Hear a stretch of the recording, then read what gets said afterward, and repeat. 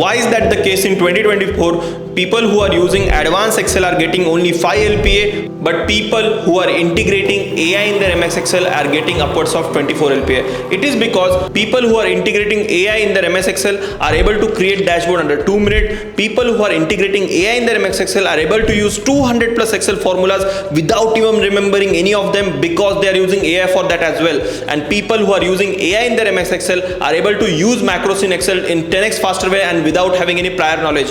And they are also able to analyze data in Excel under 2 minutes. So it is absolutely compulsory for you in 2024 to master AI in MS Excel. So you have two options. Option number one is watch hundreds of hours of content on YouTube and hope that you will find something useful for your career and spend lakhs of rupees in getting certified. Or you have option number two, which is join my MS Excel using AI workshop just at ₹9, where you are going to get certified in MS Excel using AI. Not only that, thousands of my students have joined this workshop and received salary hike of anywhere between 5 LPA to 18 LPA. So what are you waiting for? Click on the link below, sign up for my workshop. I'll see you inside my workshop.